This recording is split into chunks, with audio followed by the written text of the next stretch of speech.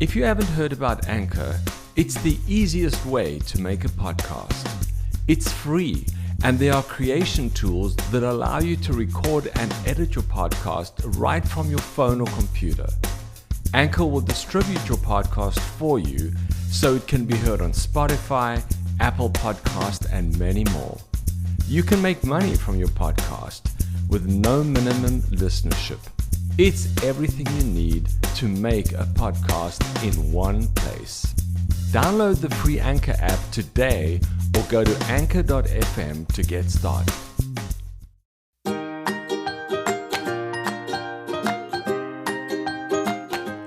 Hello and welcome to Nonno's Stories. I'm Nonno. That means grandpa in Italian. I love telling stories to kids, so join me on our next adventure.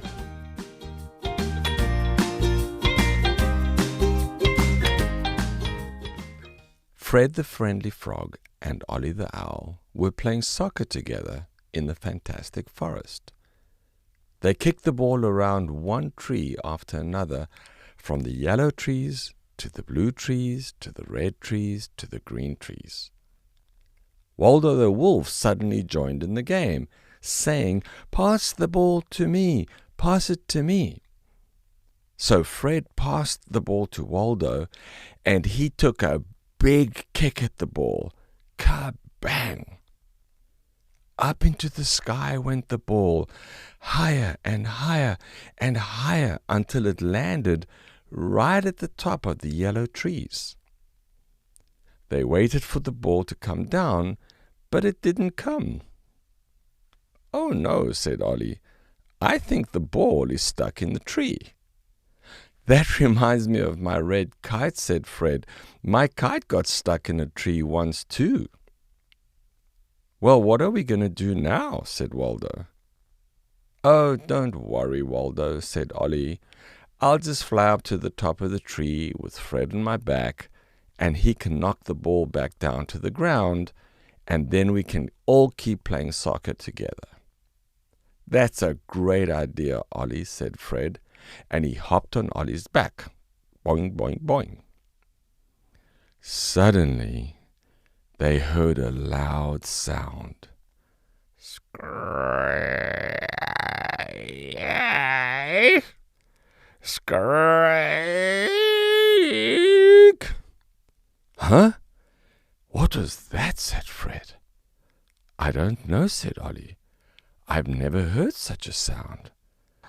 "I think it came from the top of the yellow trees," said Waldo. "The yellow trees? Oh no, that's where our ball is stuck," said Ollie. "Well, let's go and investigate," said Fred. "We need to get our ball back, and we need to see what's making that loud noise." "Well, what do you think it could be?" "Let's find out." Ollie flapped his big brown wings, and up he and Fred flew into the sky. They went higher and higher until they were near the top of the yellow trees. And then they saw it, the creature that was making that noise. Screak! Screak!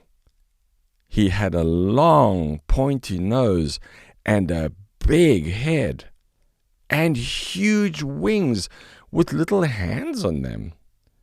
He looked really scary to Fred and Ollie. The creature got a big fright when he saw them and said, "Who are you guys? Why did you throw your ball at me? Do you want me to go away too?" Said Fred.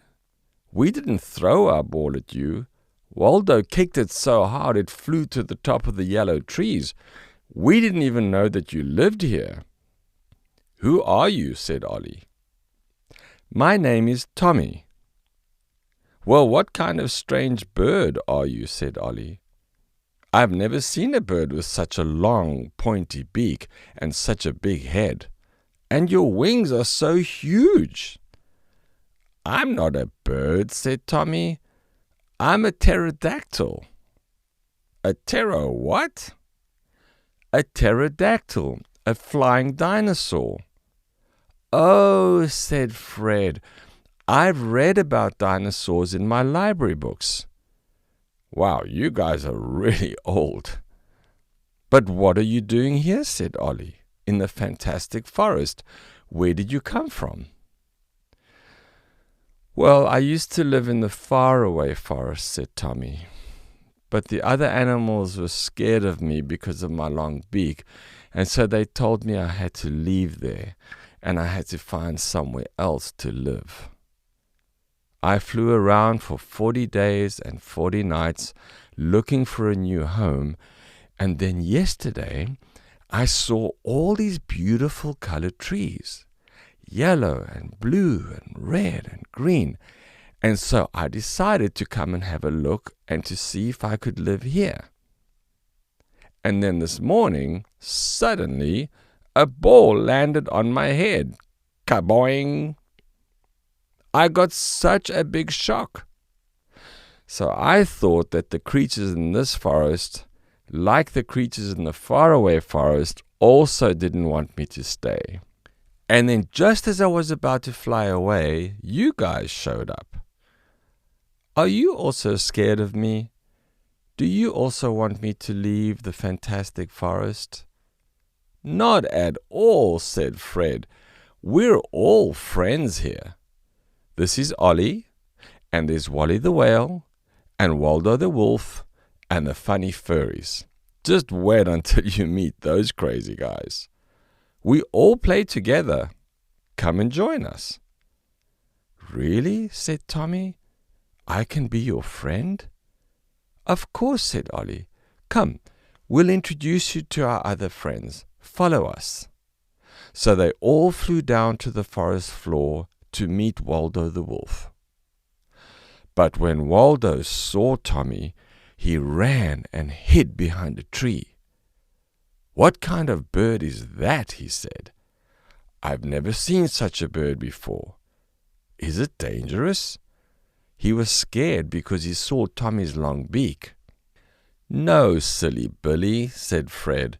That's not a bird. It's a pterodactyl. A petromactyl, said Waldo. What's a petromactyl? No, not a petromactyl. A pterodactyl, a flying dinosaur. Oh, I've read about those in my library books, said Waldo. So Waldo came out from behind the tree and said hello to Tommy the Pterodactyl. And just as he was saying hello, suddenly there was a noise.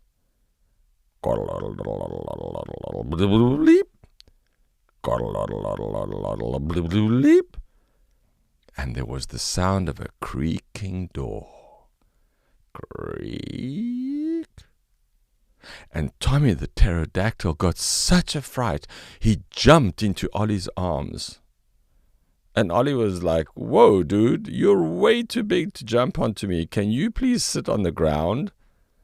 Okay, but what is that noise? And what are those creatures with the big round eyes?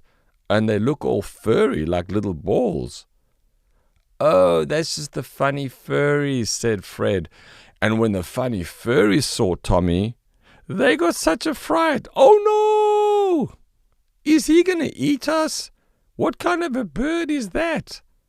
It's not a bird, said Waldo. He's a pterodactyl. A rikimactyl? Not a rikimactyl, a pterodactyl, a flying dinosaur. Oh, said the funny furries. Okay, we read about those guys in our library books. Well, why don't you come play soccer with us, said Ollie. And so the funny furries came out, and they all formed two teams, and they began to play soccer together. Tommy the Pterodactyl was so happy, because now he could live in the fantastic forest with all of his new friends. I wonder what these happy friends will discover tomorrow.